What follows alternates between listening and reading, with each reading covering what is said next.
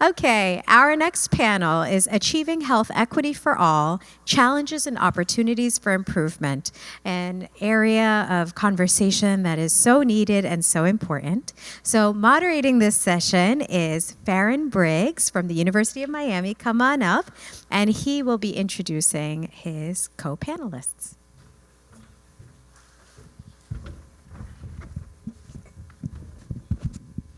Thank you, Samira. I'm so glad to be here today as part of this session. It's my first Samira patient day to be a part of, and I'm very fortunate to hear all the stories. So today's session panel will be about health equity, and I'd like to introduce my panelists.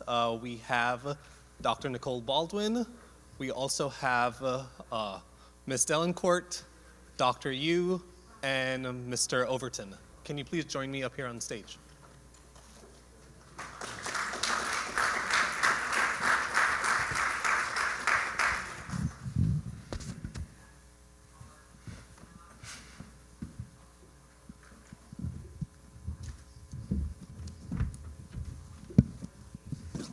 So I'll just give everyone a little bit background about myself. I am an epidemiologist. I have been in the world of MS for many years, and more recently been doing research within the space of NMOSD and MOGAD through the support of the Samira Foundation, realizing there are a lot of gaps in our knowledge, and there's a need for a lot of research, particularly in diverse populations. And so that's a big part of my research here at University of Miami. And thinking about health equity is really important. Some of the key things to think about is that we want to make sure we have equal access, equal treatment, equal opportunities. And sometimes it's just not a matter of equal access, but equitable access. Just because something is available doesn't mean everyone has access to it. So how do we ensure that everyone has the same opportunity, everyone can succeed, everyone can benefit? So I'd like to ask my other panelists to introduce themselves. All right, hello. My name is Nicole Baldwin, and I'm currently the Neuroimmunology Fellow at the University of Miami. So I take care of patients with neuromyelitis optica and MOG and MS. And last year I also took a year off and traveled to 5 different countries in Asia and Africa to teach neurology. And I hope to keep doing that in the future. Hi, my name is Amy Laitinen, formerly you. I'm a neuroimmunologist, I lived all across the country, around the world. I was born in Taiwan, grew up in California, moved to the East Coast for med school, then down to the New York City area for training, and here I am in Florida at Baptist Health. Hi, my name is Nick Overton. I am the ambassador for Samira Foundation of Florida. I'm also a nurse for 13 years, and I did a lot of humanitarian work traveling to different countries and also in the States. Thank you. So something to think about, a question that always crosses my mind is, how do we make sure that we are reducing health disparities, right? So we want to make sure all groups are benefiting. It's a part of justice. As clinicians and healthcare providers, that's part of your mission, is to make sure everyone is taken care of. So how do we start with eliminating some of the health disparities you've seen in treating diverse patients? Would you like to start? Yeah, I would love to see more research done in the populations that this impacts the most. I think that is a key step into understanding how the treatment may impact those different populations. I think that will allow us better access to understanding how these treatments will impact them. Also, key education with the patients is really important. Also getting this education to the rural areas and different populations internationally, I think that is key as well. I think one of the doctors said that she traveled to 5 different countries teaching neurology, which is amazing. I think that is important in closing this gap.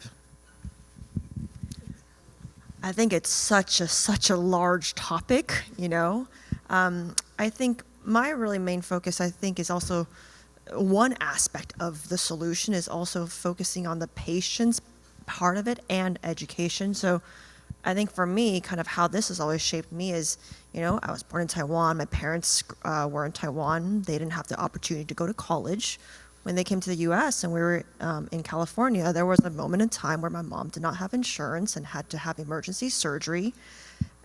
On top of that, knowing how to access the healthcare system, how to even ask your questions or feel comfortable asking the questions, knowing what are the questions to even ask. So I think that part is really important, and having healthcare providers who understand the variety of experiences or lack of experiences and how that shapes up the patient in front of you. So I think it's multifold, but both increasing knowledge from the provider and the patients to be able to even access that. Because if you're not even accessing it, you're not even in the space to even talk about research. Yeah, one of the things you sort of mentioned is just having a level of empathy, right? Being able to understand the lived experience of someone else, or be able to even ask the questions that might be relevant to someone else. I think that's a huge knowledge gap between many individuals, and I think that's a common theme when we think of providing care. There's shown improved outcomes when the patient and the provider might have the same racial background or same cultural background, because there's a shared cultural experience, shared language that could make communication a bit easier. So I think those are key things that we need to keep in mind. How about you, Nicole? Yeah, I was going to agree with everything that was just said, including increasing diversity among providers too, because honestly, there's not a lot of diversity yet it's growing in neurology, but even in neuroimmunology, there's not that much. And I can feel that difference. I'm from rural northern Minnesota, so living in Miami is almost the exact opposite of everything I know. So it can be a little challenging sometimes I just have to ask patients a lot of questions because their background is unfamiliar to me. But then I think also raising more community awareness, because sometimes it's challenging as a patient to be navigating the healthcare system, but when your family doesn't understand what you're going through and they've never heard of what you have, or your friends, that can be challenging. Then on top of that, to get involved in a trial, which involves more visits, that can feel pretty overwhelming.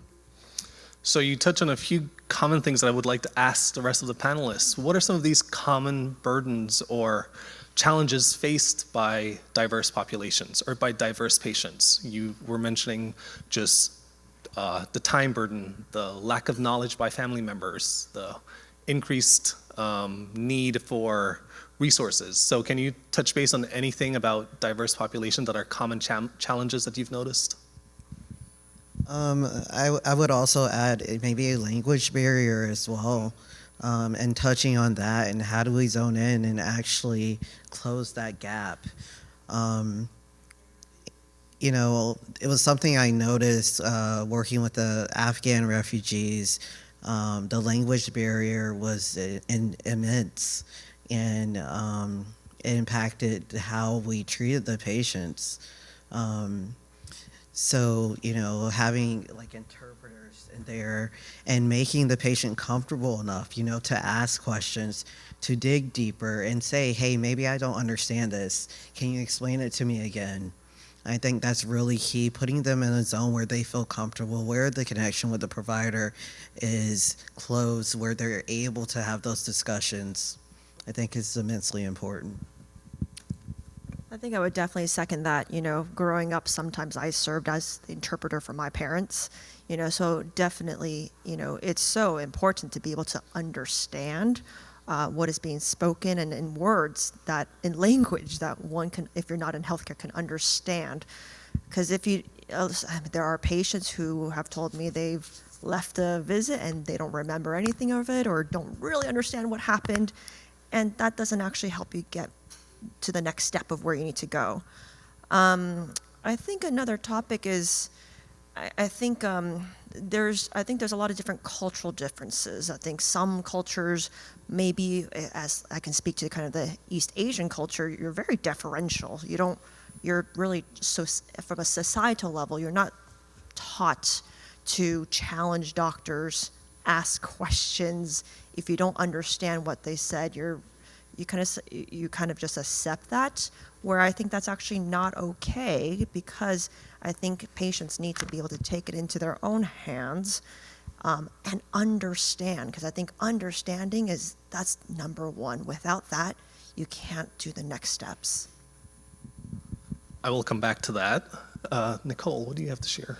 Yeah, I agree with those things. And then in addition, sometimes my patients who have less socioeconomic stability, it can be really challenging to receive medications on a regular basis. Like one of them, we had set her up for infusions with an infusion medication, and then she was planning to move to another state, and then that fell through, so then we had to reset her up, and then she was moving from one assisted living facility to another, and so that instability made it really difficult for her to keep continuing her care. And then she's always switching between different caregivers as well, and getting them used to how to take care of her. And so those can be challenges too, just lots of transitions or moving around or instability.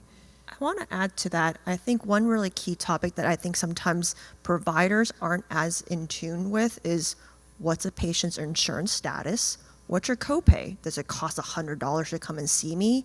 So because it costs so much money, you don't want to come see me. What's your copay? Oh, you don't want to do your MRI at my preferred institution because we charge you an arm and a leg, and you want to do it here instead. What's your copay for infusions or for blood draws or for all the other referrals? That's so key. And I think if the providers aren't aware of some of those dynamics that are shaping how one receives or doesn't receive, or how they pick and choose care, it's so important. And I think also to know, thankfully, I think today, compared to even years prior, we have so many more resources compared to before. There are websites, Radiology Assist, where you can kind of look and shop, really, MRI imaging, out-of-pocket, no insurance costs. There are online pharmacies where certain medications are available for very low cost compared to your regular insurance. So I think, but it's very difficult to navigate. I don't even fully understand how this all works. So I think, and I'm really much in healthcare, so I can't even imagine someone who isn't as savvy with healthcare. It is so difficult. But there are more tools today than we did have in the past, but it's still not publicized enough, understood enough, and we need to do more.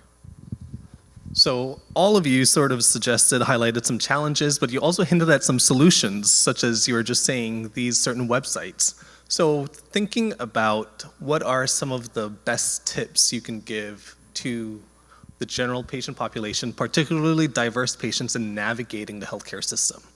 One is like getting knowledge. How do you access knowledge? Well, sometimes you don't know what you don't know. So having a patient advocate is a huge asset, right? Like that is just can make or break sort of your timeline in terms of getting treatment, getting access to care. So what are some of the tips that you have to best practices that individuals can engage in? Yeah, I would definitely suggest a patient advocate. Most patients don't know that most hospitals include that with their stay, that they have access to a patient advocate, and that's vital in their care. So that is free of charge in most hospital systems. And then don't be afraid to ask questions. You might also need to do some explaining to the doctor.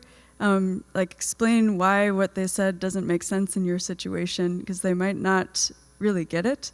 And so feel free to explain those things, and then ask for good resources. Like, okay, you don't want me asking Dr. Google, but what website should I go to? And ask them, like, it's a good idea to take notes, but also ask them to write down like names of medications, because sometimes they'll say, oh, we have these 4 different options, and they say it really fast, and they all sound like they're from outer space. So, so those kind of things can help a little bit with the communication. I think that's a tough one, but I think, I think when it comes to each patient's individual care, I think there are certain things that are potentially negotiable, and there are certain things that are non-negotiable. I think especially for something like NMO, where the relapse can be so devastating, I think your treatment is a non-negotiable. Partnering with whoever it needs to be with your provider, with maybe a social worker, maybe the nurse, maybe the pharma company, or whichever. I think treatment is so, so, so deeply important. Whatever we can do to get on, stay on treatment is key. Some of the other things, maybe it's a little bit unorthodox of me to say. There are certain things that are very important to make sure that you stay safe, but there are certain things that, from providers will recommend 1, 2, 3, 4, 5. Are they all must-dos? Maybe, maybe not. Maybe there are things that we can think about doing later on as opposed to today, right now, based on your circumstances. And like what everyone else is saying, I think, be prepared. Come with questions. Write them down, because if memory is difficult for you or fatigue, jot them down as you go along, and continuing to advocate for yourself. And if someone doesn't know, ask to be directed to someone else who can better answer your questions. Yeah, I just want to piggyback on that quickly. If you find that you're having trouble communicating with your doctor, maybe you kind of feel like whenever you speak to them, they're not really getting what you say. See if there's someone else on the team that you can connect with well and communicate with. Maybe, try to find a patient advocate. If they don't work, try to find another one. And then ask the team, how do I communicate with you in between visits? Because I think that can be an issue a lot of the time, depending on what office you go to. Can you communicate via patient portal? That's often the best. Is there a number to call? If it's midnight, what number should I call? So ask those questions too, because sometimes you go home or something comes up in the middle of the night and you need to know how to communicate. And then make sure your phone number is accurate, and if you switch your phone number, that you update them as well. That's sometimes an issue that we have. Yeah, little things like that. So I think a lot of people forget when they change phone numbers that that's just one of the simple things. Your electronic health record has the information that you last provided, right? So that's something that we can always be proactive about. So you mentioned a scenario with a patient, a real situation of her having financial instability. What are potential solutions or opportunities or initiatives that could be done to help mitigate such effects of instability or, fluctuations in treatment? So what we did for her is we have a patient advocate. I really respect her primary care physician as well. He's very on top of her care and checks in with her also, and he also understands her disease, and so I appreciate that. So I think having more of a team of people that there's multiple eyes watching what is happening so she doesn't fall through the cracks. And then also trying to be creative and flexible in our treatments. So we decided maybe we shouldn't do an oral medication, because whenever she switches assisted living facilities, it takes them a while to catch up on what she needs, and there can be a break in her treatment. So this is a patient with MS. But so let's try like every 6 months infusion, because that's going to be easier to coordinate, and it doesn't matter where she's living at the time. And then also making sure that if someone's financial situation is unstable, how can we make the treatment payment as stable as possible? So can we get them on patient assistance? And once that runs out, what are we going to do? And kind of making sure we're proactive so that we don't run into a barrier and have to try to scramble and switch suddenly. So kind of have a plan B in case plan A falls through or insurance stops covering plan A. One of the things you're suggesting is that's from the provider end, right? Being proactive as a provider, thinking of all the potential strategies, right? So I think for individuals who might have financial instability, is just knowing that some of these things may exist and being transparent with your provider, being like, hey, this is my situation. I don't know what's going to happen in the next few months. And your providers, care, and they can probably know more of the resources that are available that you could tap into. Amy, do you have anything else to add along these lines? I think similarly, I think when Sumair did her presentation, there are a lot of kind of patient assistance programs, there's funds out there, there's grants, scholarships, especially for a devastating disease. I think it's not just you alone. It takes a whole community, it takes a team, and I think sometimes it can be very difficult to admit, share, acknowledge, talk about difficulties. But I think when it's something like this, it's whatever you can to overcome that difficulty and sharing the challenges that you're facing will only help you. Because I think if it's not known, then there's no way to even arrive at a solution. But at least if it's known, then that can activate all the next steps that are needed to, fix, address, tailor, whatever we can do to make sure that you are continuing to do well, stay safe, and be doing well, ultimately. So I want to switch things up just a little bit, focusing on diversity, equity, and inclusion as a part of health equity. Nick, do you have any thoughts on why is it important that we focus and emphasize and spend resources in diversity, equity, and inclusion within the healthcare system, and particularly for NMO and MOGAD patients who are diverse and span the spectrum? Yeah, I think it's very important, mainly because this disease impacts a lot of African American and the Asian population very severely. So it's very important that they are included in the research response of these drugs, and include that population where they're able to see how these medications directly impact them. I think that's super important. And also, I just want to touch bases.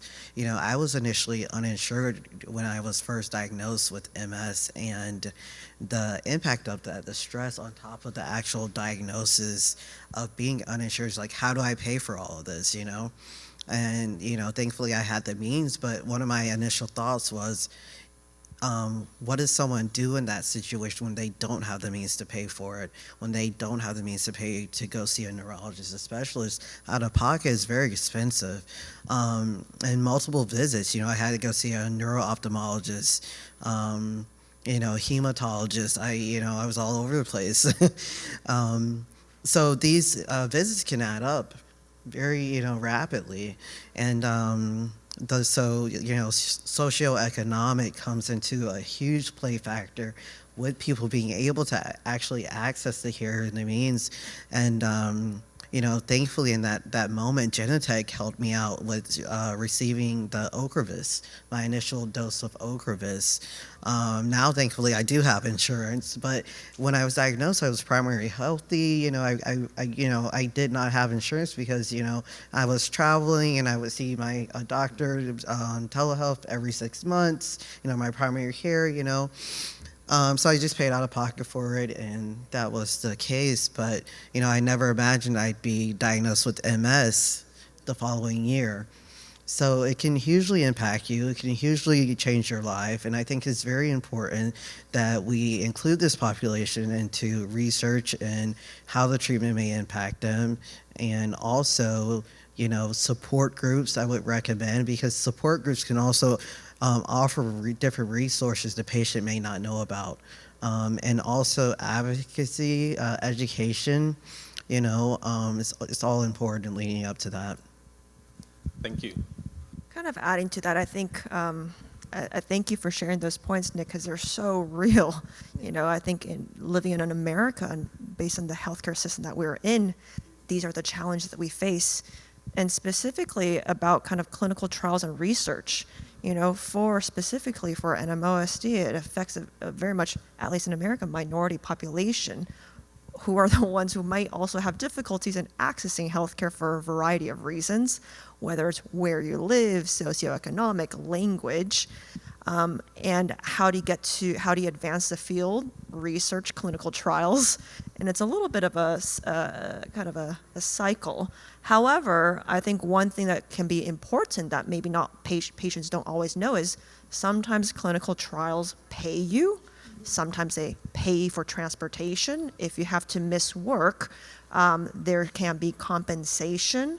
So I think some of those things can be really, really key in getting the patients that need to be represented in a clinical trial to actually be able to partake. Because if you're already trying to pick between my medications, or do I choose rents or utilities, how would that person ever go into a trial? And then I definitely agree with all of the things, especially on clinical trials. It was very interesting to me working in Africa and Asia, because where are most of the academic centers working on NMOSD? They're like in the USA and Europe, and but probably like we saw so much NMO in Africa, and in Asia there's a lot as well. So I think that's one of the struggles, is our patients are not where the academic centers are.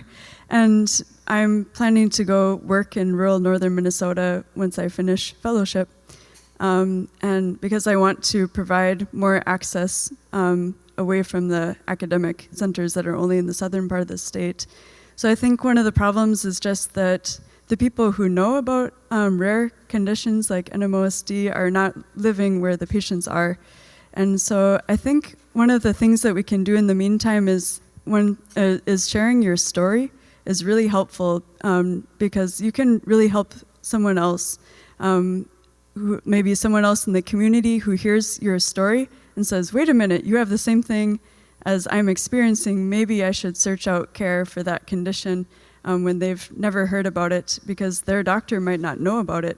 And then we also need to work on spreading the knowledge to to more community doctors, and then doctors in other countries as well. So we're trying to spread the education among doctors, but in the meantime, it is really helpful when patients share their story and spread it in the community, which actually might reach some doctors as well.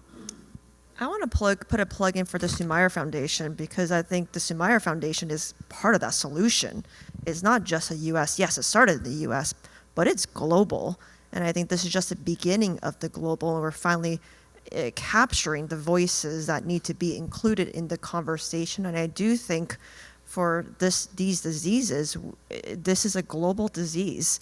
So I think, Sumaira and her team traveling to the places, speaking to the doctors there, creating the fellowship so people can train and then build labs so people can actually get a blood test to then get a diagnosis. So I think, so I really, really want to thank Sumaira and her team for what they're doing, because I think this moves the needle forward.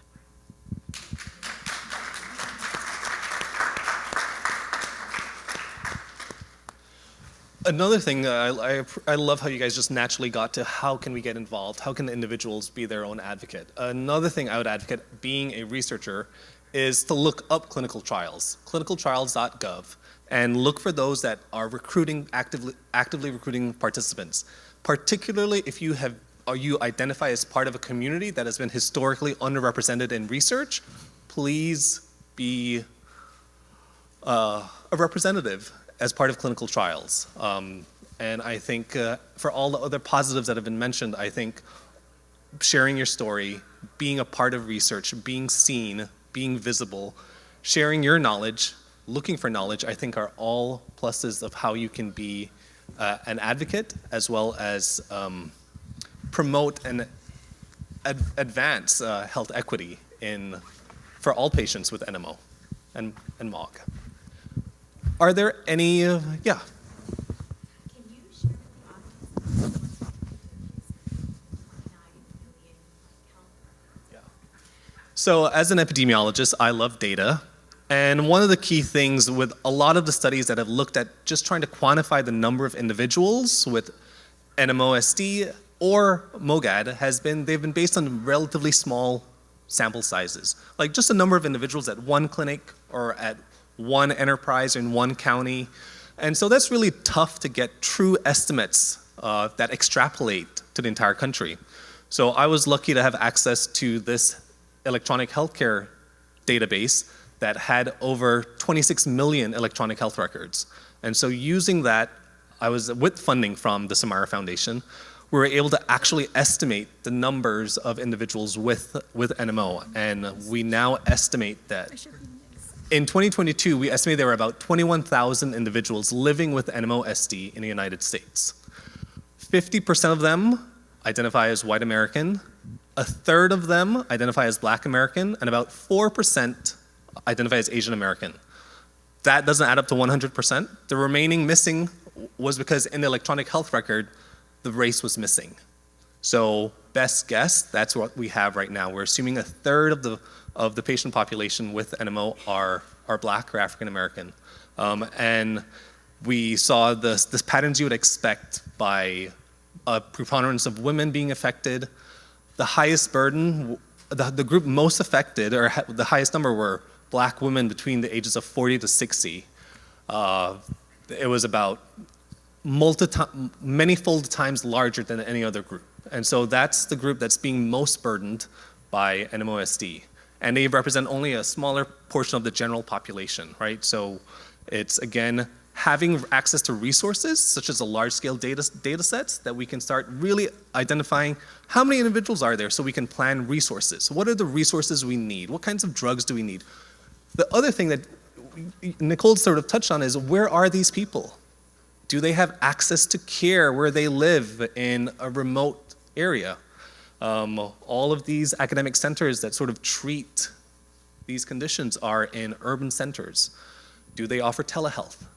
I think another thing to think about along these lines is, are these healthcare systems, do they have a mission around diversity, equity, and inclusion? Do they provide cultural appropriate training to their staff and clinicians so that you can have that shared language, so that you could feel comfortable saying, well, my priorities are A, B, and C, which might not map with the average patient you see, but my focus is really, I want to focus on A, and how can I get there? So you're comfortable as a patient and a provider is comfortable. So I think there's a need for resources to invest in large, cohesive, collaborative data sets so that we can start understanding what matters for quality of life, what matters for improving outcomes, right? Is it just medication, or is it medication and transportation? Like, what are the key things that drive health and can reduce health disparities? Are there any other questions?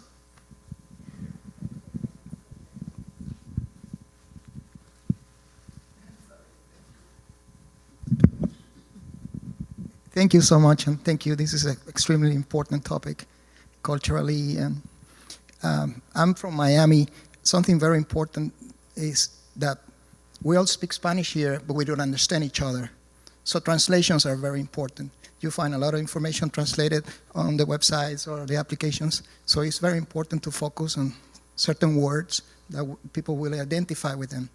Also, another topic important that we haven't mentioned is the prevalence is mostly on women. So men are harder to express themselves, especially on the mental health issue. And also the third part that I wanted to ask you is, how do you see the role of the caregivers on their loved one journey? Most of the decisions are made by caregivers, usually on websites, or if you go to the websites for the pharma companies. They need to focus on caregivers as well, because they are part of the journey and they make a lot of decisions. So how do you see the caregivers on this? Those are three really big points, and thank you for sharing. Would any of you like to jump on any of those points? I mean, one, today's event, it's not just patient only, patient and caregivers, loved ones, because it's not just you alone, it's you plus everyone around you, plus the next ring of people around you on top of that. I think, you know, and I think some of the patients had shared this too. It's helpful for those caregivers to also do their own education, to not necessarily expect for the patient who is already going through their set of troubles to have to educate everyone around them as well. You know, maybe your part could be just getting them to the right location where they can read, but then having your loved ones and those who support you educate themselves, get educated, know what the issues are, what are the symptoms, and what are the challenges, and if the patient's having a particularly tough day because of their symptoms, not to take it personally, because it's not, they're not trying to be in any sort of way. So I think caregivers are a huge part of that, you know, in the healthcare space in terms of how accessing, sometimes caregivers are transportation. Caregivers are, you know, healthcare aides in some instances. It's part of the team. Yeah, absolutely. You know, my mom has been one of my biggest supporters since my diagnosis, and she's here today. And I'm so thankful for her. You know, I have no idea where I would be in this disease process without her, because there are times, you know, I just had spine surgery a month ago as well, and she was my caregiver for that, you know, and I still can't bend and I still can't twist, but, you know, so if I drop anything, she's there to pick it up for me. So it's very important. I think there are opportunities for caregivers to learn, and I think there are websites out there that do have a section for caregivers to go on and actually see things from a caregiver perspective. And there are also support groups for caregivers as well. I think it's hugely important. And I also want to add to that, caregivers of pediatric patients, because that's a huge burden on your mental health as well, just because you're bearing a lot of the uncertainties and anxieties, and I just want to acknowledge that too. And I like the point that you brought up about men. My dad has a chronic neuroimmune condition that's usually thought to be in women, used to be part of women's health in the NIH, and yet he's a man and he has it. So I agree that it affects your mental health, and that a lot of people won't believe that a man has it. So what's wrong with you that you that you have it? So I agree that there's some more need for awareness that men can also have the condition, and support groups for men, and then resources in Spanish, like you mentioned. I don't know. I would like to know from the audience as well. Are there enough resources on NMOSD in Spanish? Probably not. Well, I'm not sure, but something that you touched on, the same thing about being part of the Hispanic Latino community down here. You said sometimes the word has different meanings in different populations, right? And I think what we get into, and it's just a kind of a common issue here in the United States, is that we assume you're part of this group, you're part of a monolith. All Hispanics, Latinos are the same. All Black African Americans are the same. All white Americans are the same. All everything. I'm multiracial. I'm a mutt of many different things, and I identify and empathize with lots of people. My story is Caribbean, British, lived here in the US, grew up in Central America. And so like, I think it's that realizing that no one individual is part of a monolithic community. Everyone's an individual. You might have shared experiences. We all have different experiences, but we can connect with each other through empathy, right? And I think that's the key root to diversity, equity, and inclusion, is the underlying message there is that we have to be empathetic. And we want to make sure that you have the same opportunities that I have, and that we all have the same opportunities as each other, right? And I think that's a key thing, and I appreciated you bringing that up, that we sometimes forget.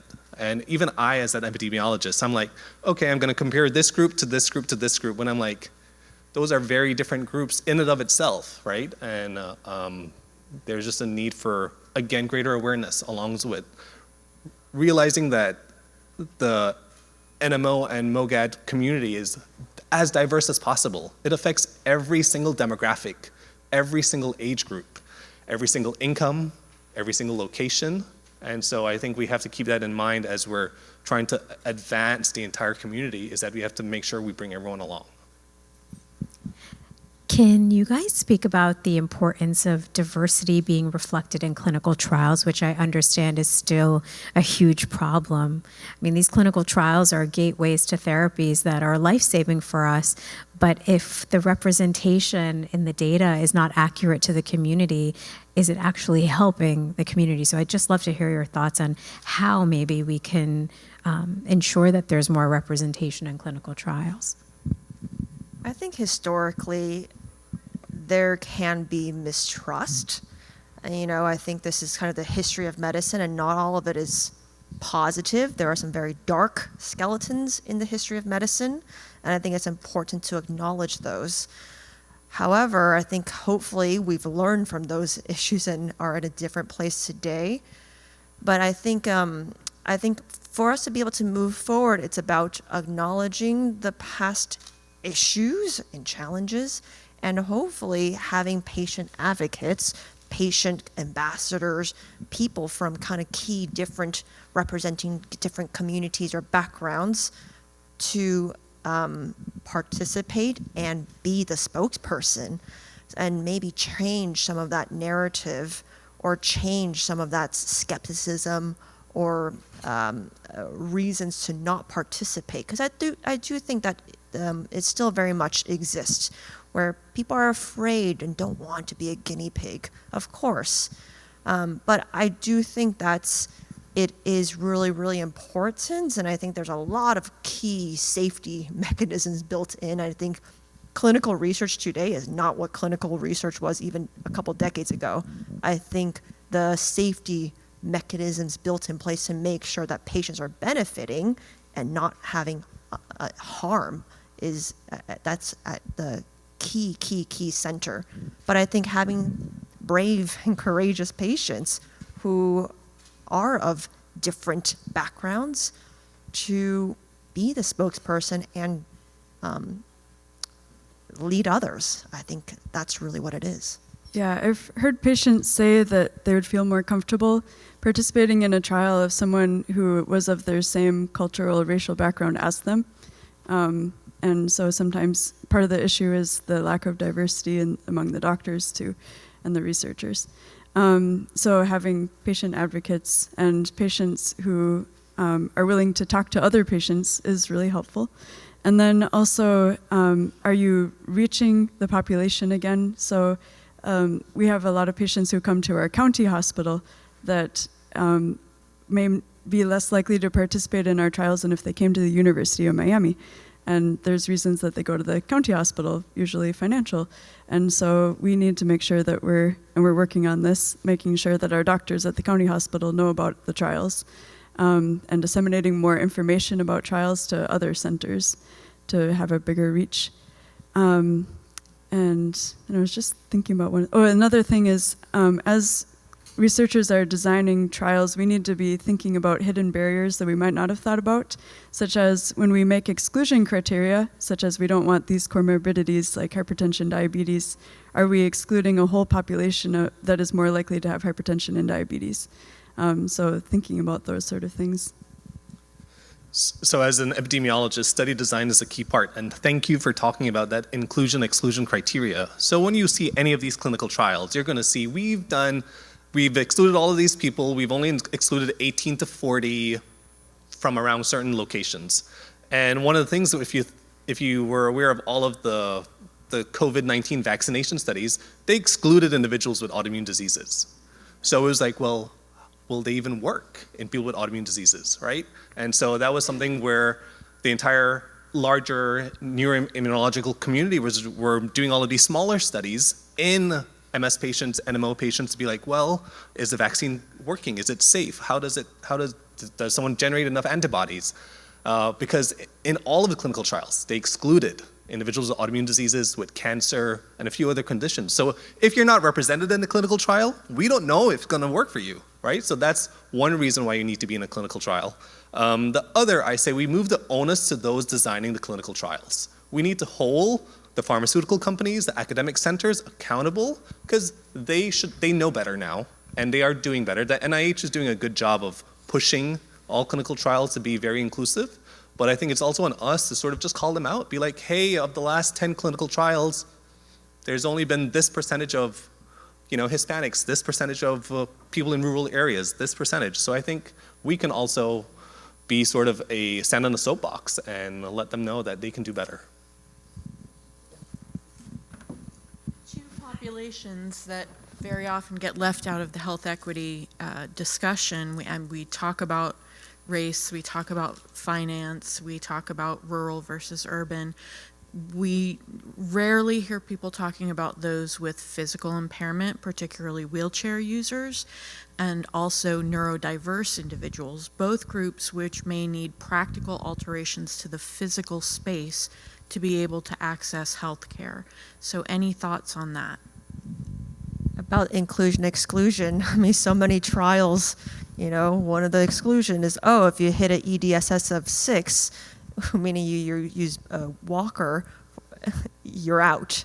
I think you know, it's a difficult one, right? Because I think when they're designing trials, there's a certain outcome that you're trying to get to, but that leaves so many people out.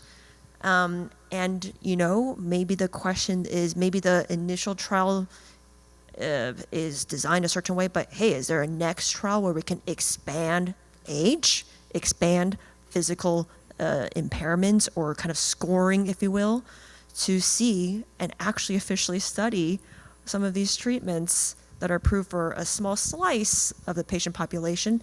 Is it generalizable to everyone who, for a lot of people who don't fit into that study dimension? Thank you for bringing that up, because that's a huge, huge, huge issue in trials. There's strict exclusion criteria.